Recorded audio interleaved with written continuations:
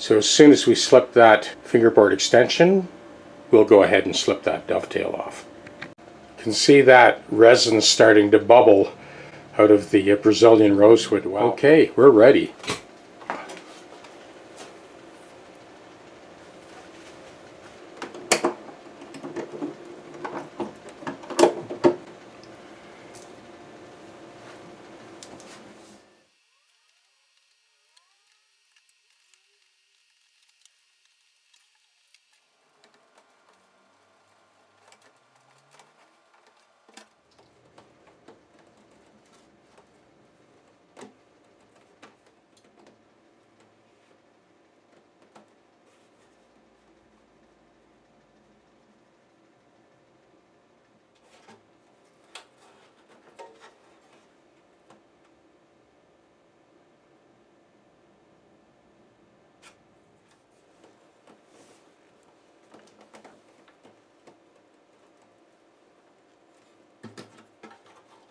Okay, we are going to heat that up a second time.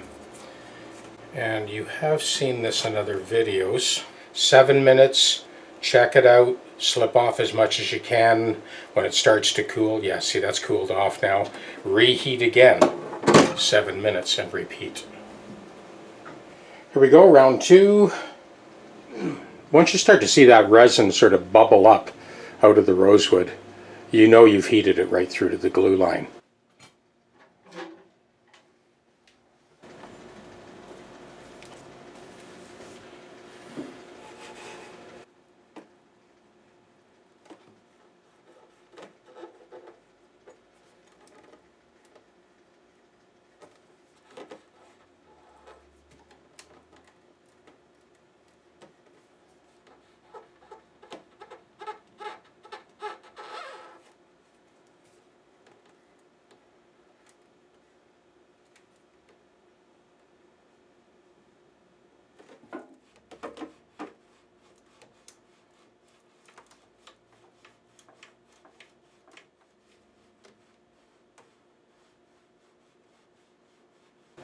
So the jig is in place and all of the fasteners have been pre-tensioned. And what I mean by that is these 4 hex fasteners have been tensioned, and underneath we have a 3/8 inch thick mid-density foam pad that conforms to the convex shape of the back.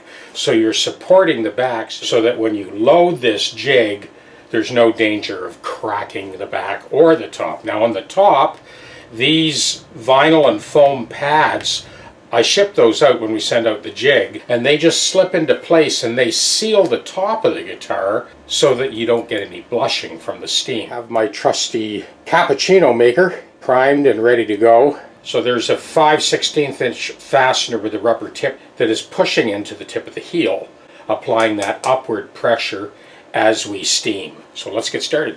Here we go, showtime, because what we want is not water, we want steam. Pure steam. Let that heat up just a little bit longer. Here we go.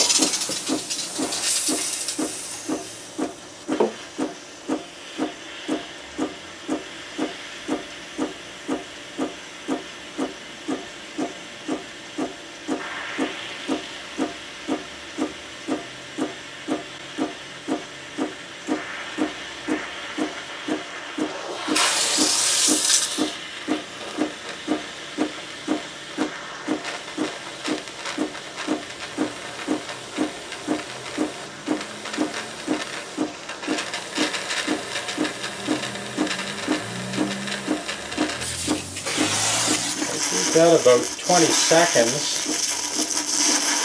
about 10 seconds aside, actually.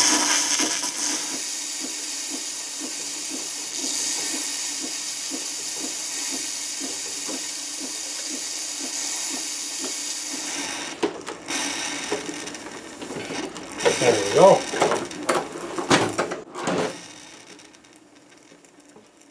Beautiful.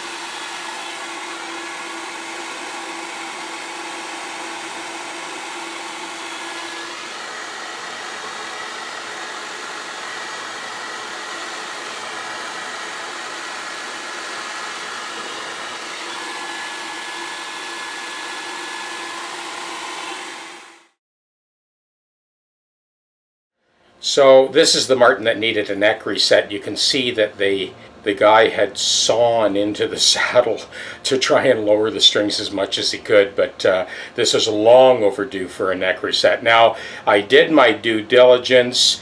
I heated that up, wicked some water in there, did my best to try and get it out, but it was not happening.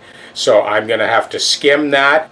And this is the bridge slotting jig for the Bosch Colt router that I've been sending out. And this is the plate that comes with that jig. So it is essentially a CNC'd version of the Bosch Colt router base. So we're ready to make the cut. We're going to make the cut and then we'll come back in, and this is a lot easier to explain as I pull it all apart.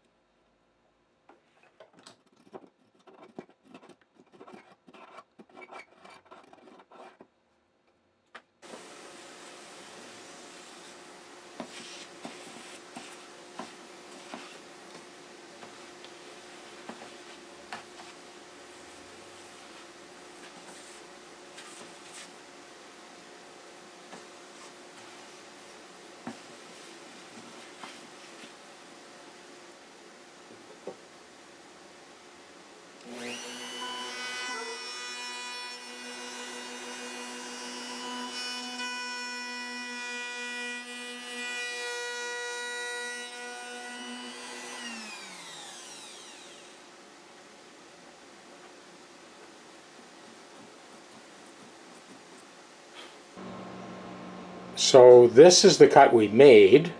I'm going to pull back, take the jig apart, and this will show how this whole thing works.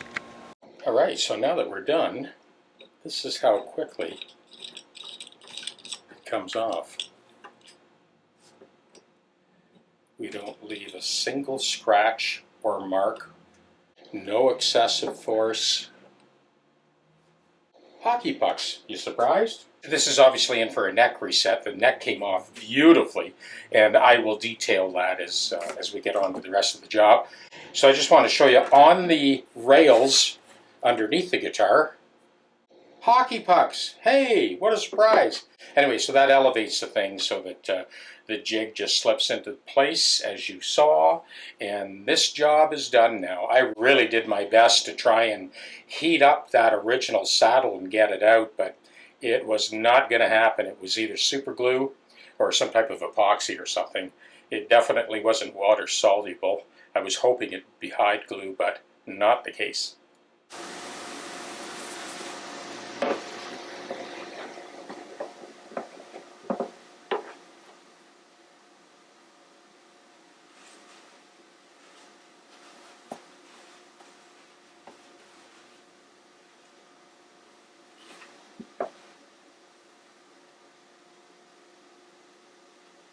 This was the initial reason I came up with this spherical radius sander. Watch how fast I clean up the foot of the bridge.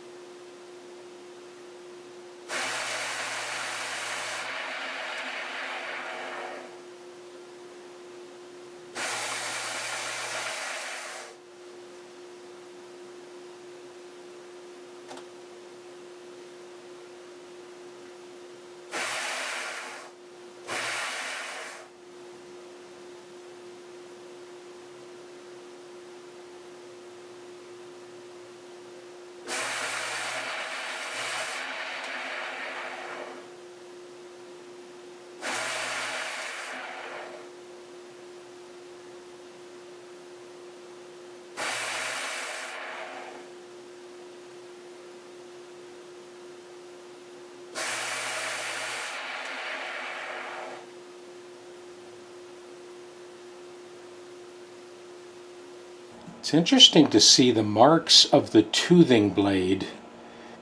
So the idea was to kind of rough up the surface a little bit to let the glue grab. What happened with this bridge was the original owner, who was a body man and actually sprayed lacquer most of his life, he actually sprayed over top of the finish, which, as everybody knows, is a big no-no. It wasn't quite as bad as that other D-18 where the guy shellacked the finish with a brush. It had the same problem. The shellac seeped, not on this guitar, but on the other guitar, that orange shellac had seeped right in almost to the bridge pin holes, and the bridge lifted, and that's why it needed to be taken off, and it wasn't the first time it came off. That one is setting as we speak. But it is interesting to note on this 52 00 that they used a toothing plane, and they did the same thing. You can see the faint marks here on the underside of the bridge to give it a little more grip. So we're just getting ready to glue this on. This had a similar problem when he sprayed the lacquer. There was a bit of seepage on the back side of the bridge. And, you know, there's going to be, you can see there's all kinds of marks all over this guitar. But what we're after is 100% structural stability. The contact from the underside of the bridge to the top. And now that I've slotted that, we've got complete control over the intonation as well. So this one's a beautiful fit. Good. I like to have a little bit of movement on that to line it up. And yeah, I'm liking that.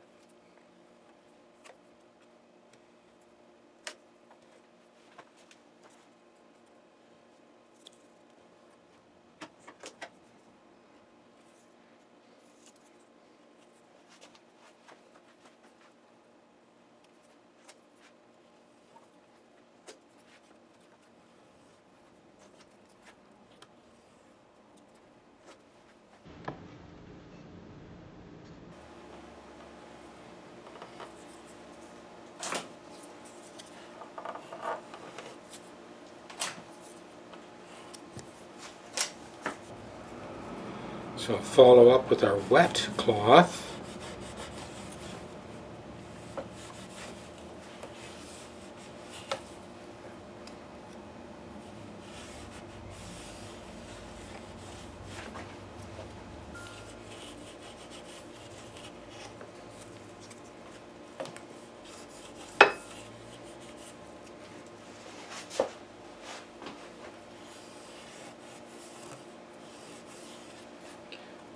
It's our dry cloth.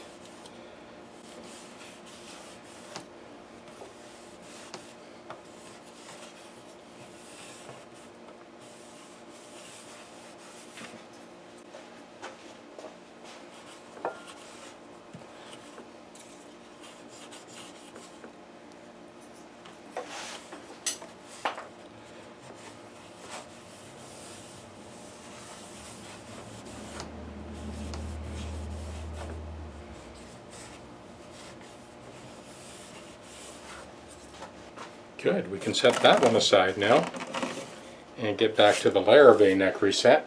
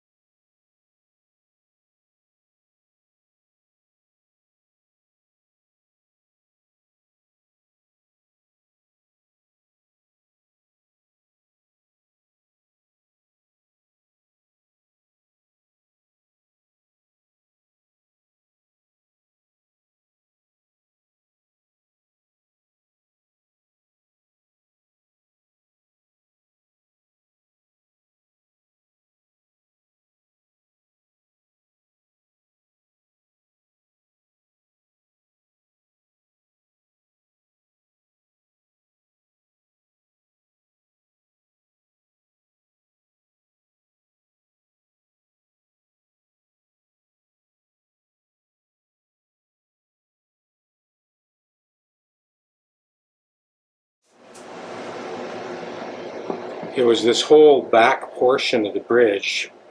There was a little bit of gappage, but that came off about as clean as you could possibly expect.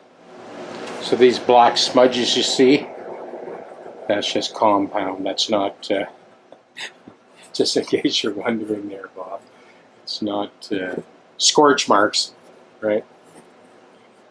Okay, well, we're going to get, got that Martin bridge gluing at the moment, but we'll get this on, and then the job to put it all back together starts. Okay, we'll get these clamps off and get that Larrivee bridge glued up. Let that sit overnight.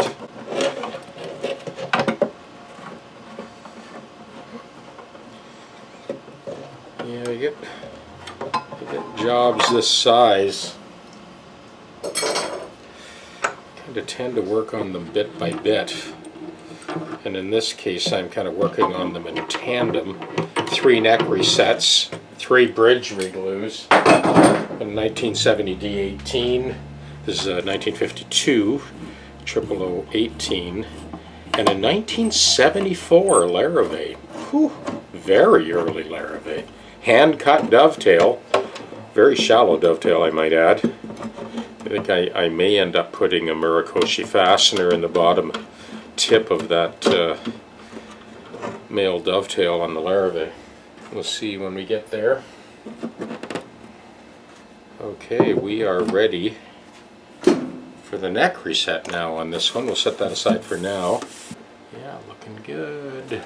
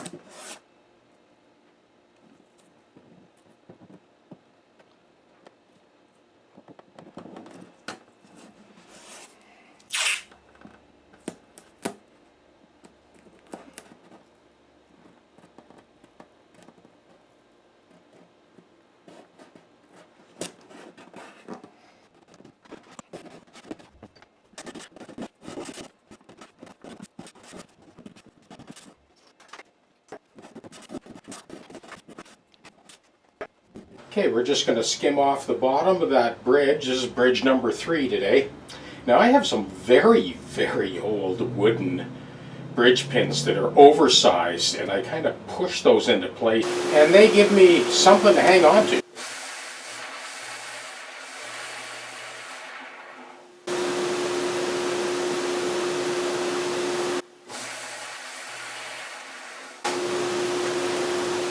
I'm also looking at the profile. I can see that that wing is a little bit thinner than this one, so I'm going to concentrate more on that base side and even it up. The other thing I do that I find this sander very handy for is when the bridge, everybody knows that the strings want to sort of pull the top of the bridge up. Well, with this sander, you can actually lean on the back side and actually tilt the bridge a little bit to sort of gain back all that real estate from string pull for half a century or whatever. Okay, so you can see here and here we haven't touched yet, so we'll just get that.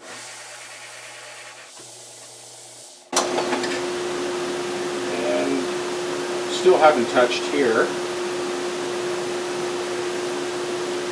because the surface is spherical, it's a ball, it really doesn't matter where you set the thing. Now I'm going to favor that corner.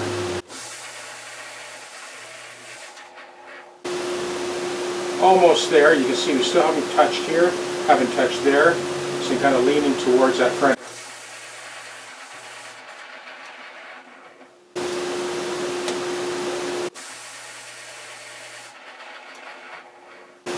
Just about there.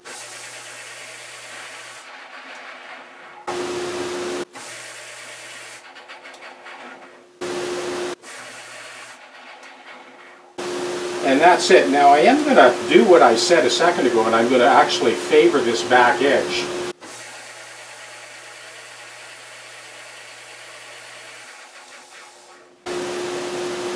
By doing that, by tilting back like that, you actually increase the tension at the focal tip on the saddle where the strings come out.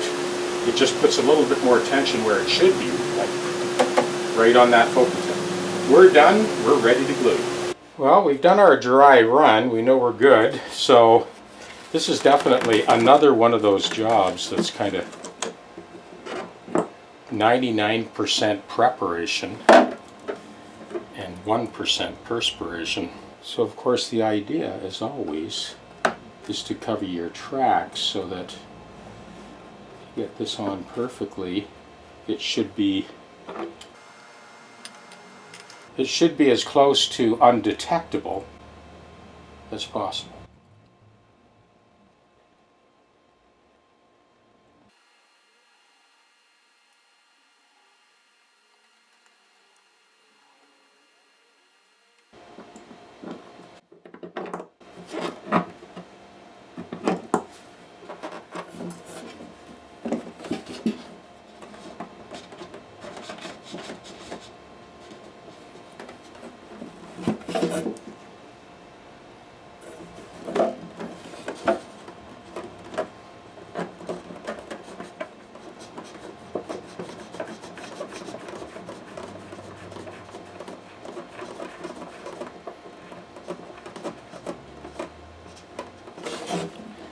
Okay, so you can see that I have the ability to shift the bridge ever so slightly to line up. We want to try and get this as close to being completely undetectable as possible.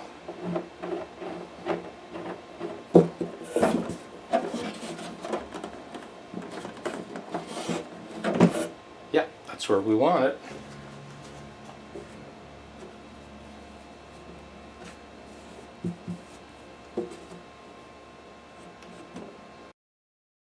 So we've already done our dry run. Everything is lined up and ready to go.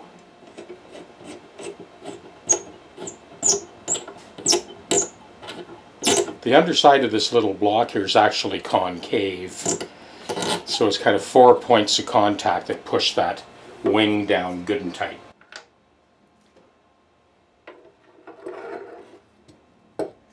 Same with this, so you can see that's concave. That's what you want.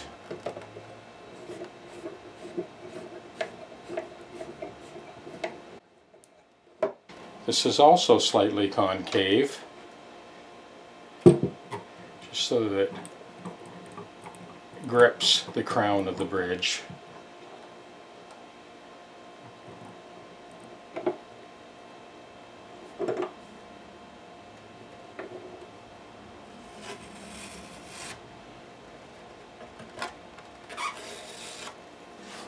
These are scoop up sticks.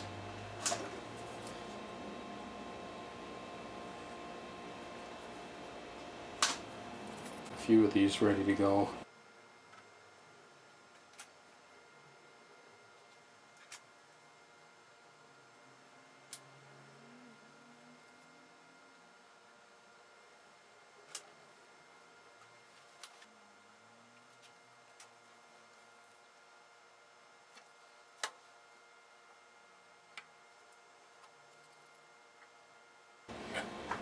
Got our wet cloth again.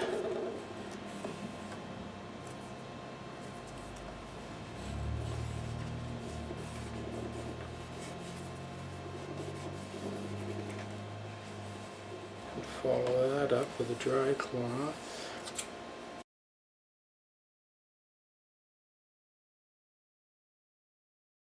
So that slightest little bit of glue that has been watered down, that'll wipe right off with a ultrafine hand rub compound after the bridge sets.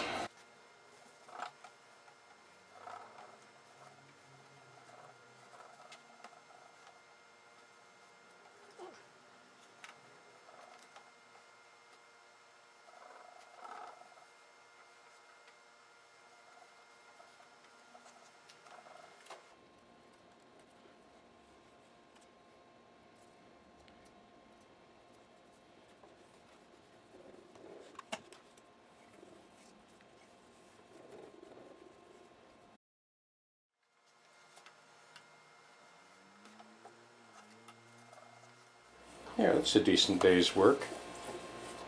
3 bridges off, 3 bridges radius, 3 bridges re-glued.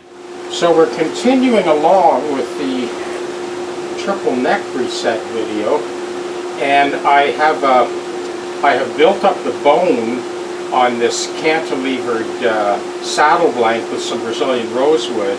This is for the 0018 to match the Brazilian rosewood in the bridge, and we're just going to thin that out on the sander. Get a nice press fit on that. Let's go try that a little bit more.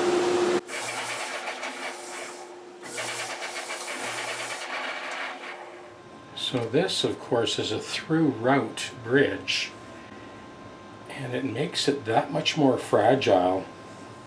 I've got a very close to press fit. The rest will be just brushed by hand. But I'm getting a tracer of the bridge radius so that the underside of this overhang matches that perfectly. This front lip of the bridge on a through route is much more likely to break. We really have to proceed with caution here. Okay, so I have created that concave radius, and we're going to make a convex radius gauge to match, so that when we sand the underside of that ledge, we get intimate contact between the ledge and the rosewood crown of the bridge. So now we have the gauge we're going to use at the radius disc sander to create that radius to get intimate contact with the crown. So this is the next step. Let me just hit the dust collector.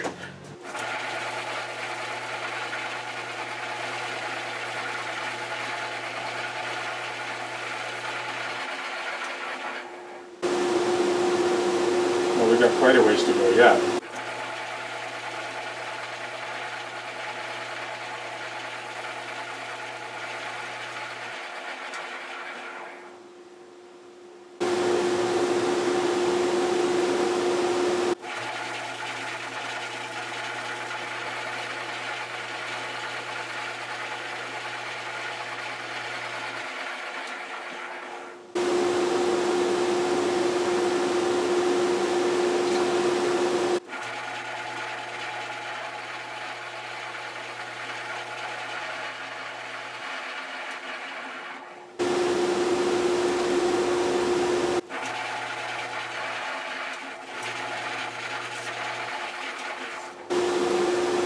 Okay, I'm happy with that. The rest we'll do by hand. Well, we've got that fairly close, so next 2 steps. So next we'll cut this radius. I do that on the sander as well, the drill press conversion kit sander. So that's our next move, to radius the crown to match the fingerboard.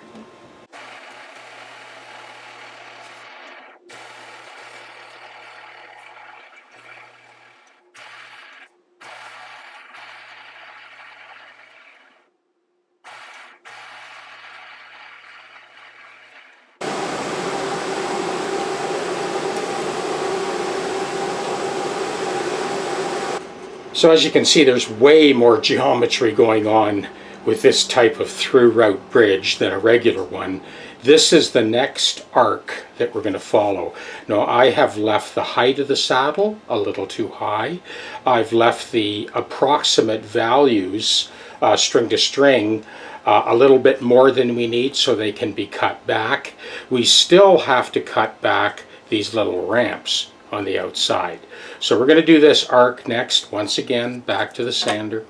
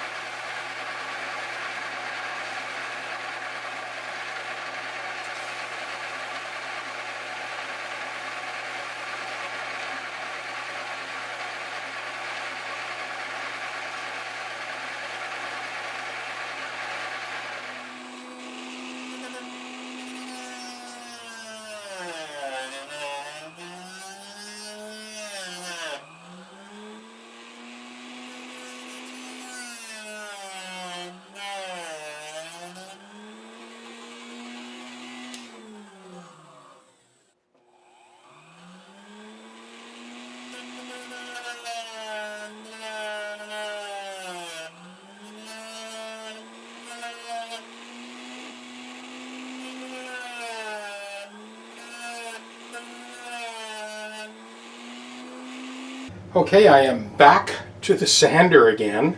I need to roll off that back edge.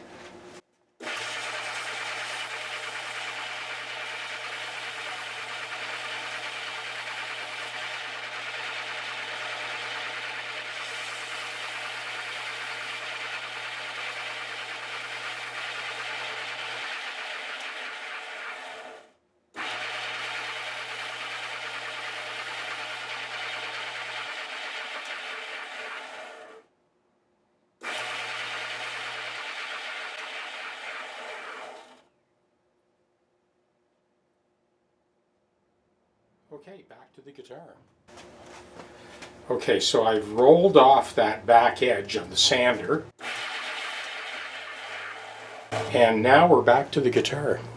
So this is what we ended up with for this 52 0018 of Willys. So I've left everything a little bit higher and left more than we need for the compensation. So when we get on the home run, we've got lots of material to work with. And this is Bill's 1970 D-18. Same deal. We're doing these guitars in tandem. Now this one are very close to having that neck angle perfect. I have my pilot frets in. I've already fretted that top end of the fingerboard off of the guitar with the backer block so that we don't shock that soundboard. And now I'm back to Willys 000. Same deal. Get that neck set to the perfect angle. Well, since we are doing these two Martin neck resets in tandem, I thought this would make a great sort of tutorial. On this D-18, I've pretty well got the final neck set where I want it. And as you saw a minute ago, we've got the cantilevered compensated bridge saddle ready to go. And here we have Willys 1952, I believe, Martin 0018, and we're doing the neck reset on that. So I thought I would bring you in right at the very beginning and kind of take a minute to explain how resetting a dovetail, how it works. So in order to tilt the neck back, it's pretty safe to start with 1 millimeter at this tip. So you want to take 1 millimeter off. Now you got to remember, as you approach the underside of the fingerboard, you're not taking anything off at all. So these cuts along the inside cheeks of the heel are tapered. So you go from 1 millimeter here to 0. So take a minute to explain this. When you're resetting a dovetail, you're really taking the largest portion off the tip, and this allows you to sort of tilt the neck back. Now I do use a die grinder with a little disc on it, and I know it looks really easy when you see me do this, but it's okay to take your time and do this by hand. I'm just explaining my method.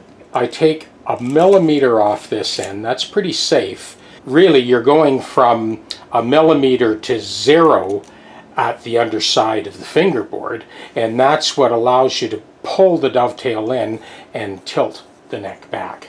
So let's get started. This obviously just takes a couple of seconds to do this, but You want to be very comfortable with the die grinder before you try this yourself. And like I said, there's no shame in doing this all by hand. It'll take you quite a bit longer. And most of the fitting I do myself is done by hand, but I get a jump start on it by doing this.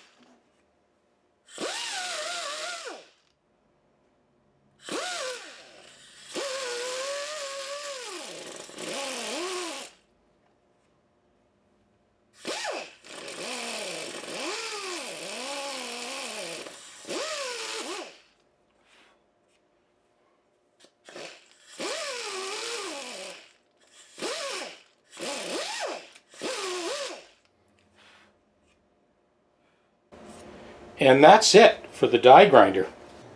So I've marked the cheek of the heel with this pencil line all around its perimeter.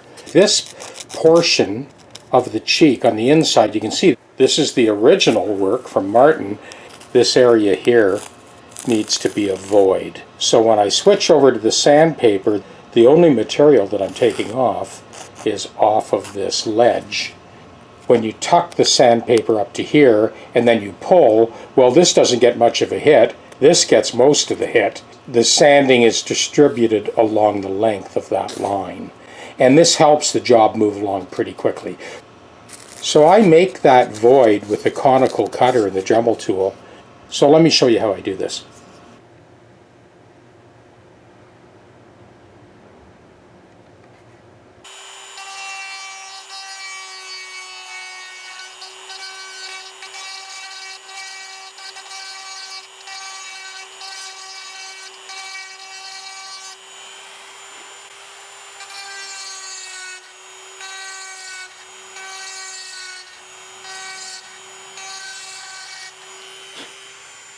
And now we're ready for the sandpaper trick that everybody seems to know about.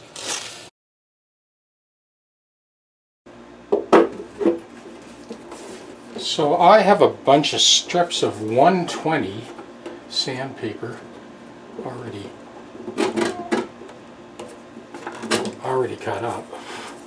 You want to try and get in the habit of doing one stroke per side. Or, you know, you could do 3 strokes per side too, but you just want to make sure that you get equi-strokes on each side so that the neck doesn't go off its proper trajectory. Anyone who's done this knows there's no real shortcuts here. You just gotta move it a little bit more, put it back on, check it. We got pretty close with that die grinder actually, right out of the gate, although this portion here wasn't touched, so that's what we're kind of really concentrating on right now. So when you think about it, I'll just pull this out for a second, what we've done is we've moved that male dovetail in to the female portion of the dovetail, so that tip now is loose. So when we go to shim it, we only shim from here to the tip. This we're hardly altering at all. I'm looking at that neck angle and you can see, you know, we've made a difference already. Sometimes the part that you can't see is kind of hung up, so I'm going in with a thinner strip and just trying to get that to lie good and tight all the way across.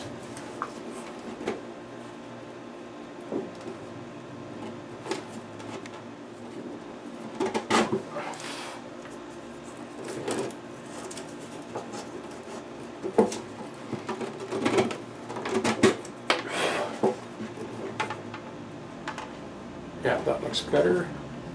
It's looking good. I'm going to couple of strokes on this side, make sure we're not going off course here.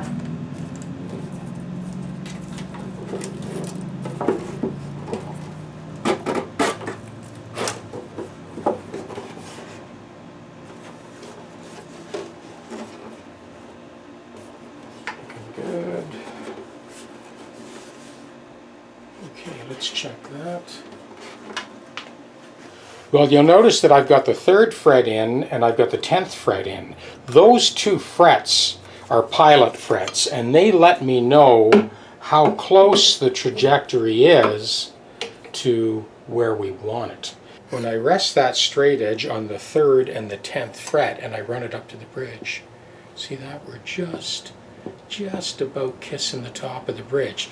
So these frets that I have in here are 85-45, so they're 85 thou wide and 45 thou high. Now I can see from the footprint of the original frets that the original frets were quite a bit wider, surprisingly, because 85-45, you know, pretty close to a standard kind of Martin fret.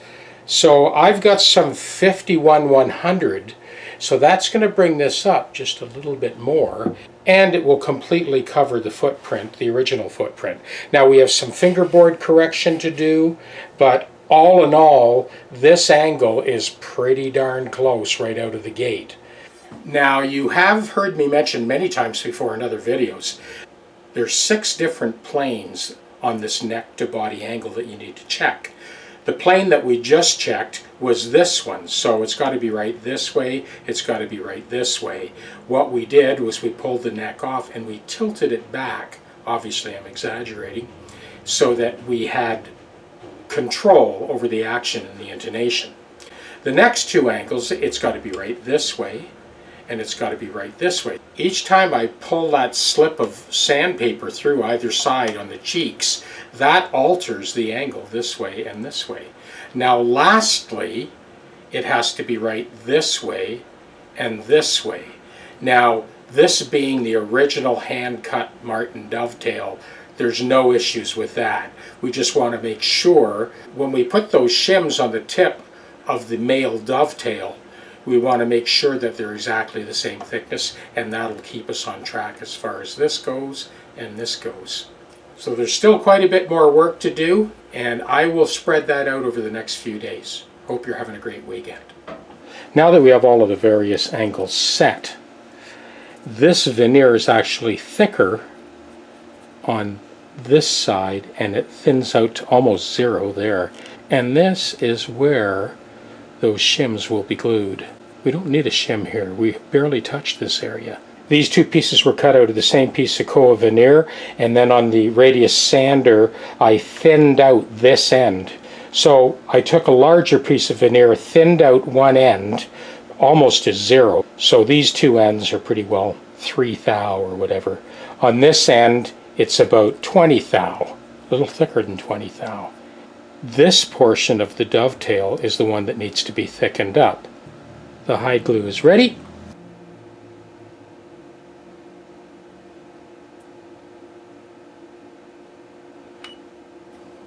$144. Hide glue's ready.